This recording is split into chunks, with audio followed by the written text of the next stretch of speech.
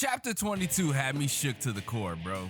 We met two characters that I was very interested in meeting in the first place, in Aisha and the boss, Corvus. I was super fucking down with me and Corvus. Corvus actually looks really fucking dope. I like his design a lot. It's different than what I thought it was gonna be, but hey, different is perfect. This is exactly what we need in Gachiakuta, bro. This is exactly what we need in Gachiakuta. Shout out fucking Corvus. But anyway, Chris lived.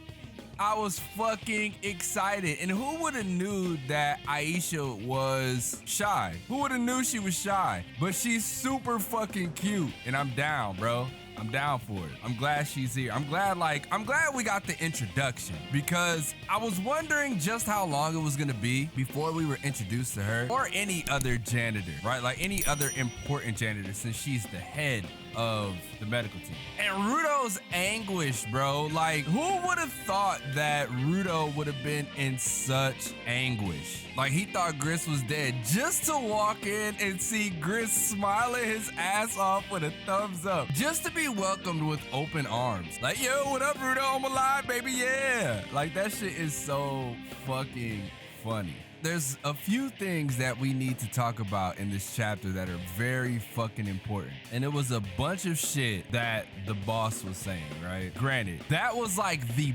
biggest part of this chapter. It was actually the biggest shock, because honestly, I thought that we were just gonna like go through the phases of making sure Gris was okay. And if he wasn't okay, we were gonna have to figure out whether or not, like, you know, we were gonna have like a funeral or some shit. We were gonna have to walk through the stages of grief with Rudo and the crew. Like, that's all the things that I was thinking about before we saw the boss. And even in meeting like Aisha and shit like that, right? I thought she was gonna be very stoic, like straightforward, you know, a tsundere type. Might be my new favorite female janitor. Might be my new favorite female in this manga. Because as y'all know, I was a Seimu enjoyer, right? Like, Jesus Christ, like Seimu is a fucking baddie, so I was rolling with Seimu. But like, I don't know what it is about Aisha, but she gets the job done for me. But anyway, we learned that that's how Gris was saved, right? Like, they were active in trying to make sure Gris survived, and that shit was hard. And Follow, bro, my boy was shook. You see him crying down in the bottom left, bro? That shit was crazy.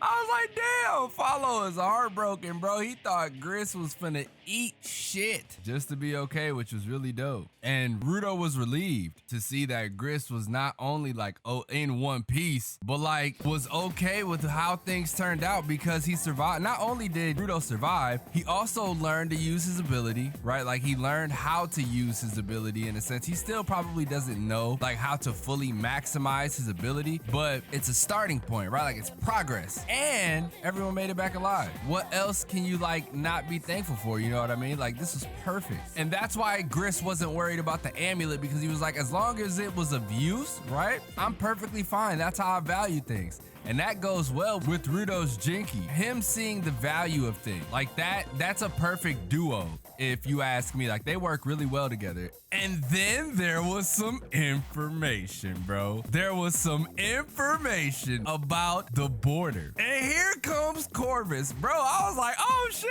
it's the boss. As soon as I seen like the cut, right? Because remember, we had a visual of what his hair looked like. We meet the boss in a la Corvus, right? A la Corvus, one of the ones. I don't want to say it's a la, because it's not spelt like Allah is, you know what I mean? We just call him Corvus. And Rudo was like, oh fuck. And it's crazy. I really, really dig the boss's design, bro. Right? Like, I really dig it. It's what I wanted. This is what I want an engine to look like. But I mean, if we can settle for the cream of the crop, the top of the top, I'm with it. And he asked Rudo, like, if I recall, you want to find out how to get back above. That's why you came here, right? And Rudo was like, yeah. Yeah, that's what I want. He was like, I was under the impression that you were here just for information. We don't want anyone like that here. However, you've seen the virtue of our comrades in a short time. You have tried to protect them with your life. You have also acquired a power that could be of great service to us janitors. Because remember, his true strength stems from their complete loyalty. So initially, you would think that the boss wouldn't want him there, because if you're only there for yourself and and you're not there for the cause, then why would he want you? You know what I mean? And he was like, I have no objections. Let me officially welcome you to the janitors. I was like, let's fucking go, bruh. Let's go. I was super happy that, you know, he fully welcomed him, but I was also super happy that we were getting information and a change of clothes, which kind of like, it left me upset. So we learned that the border is what lies between the heavens and the underworld, right? We've seen it, we've experienced it,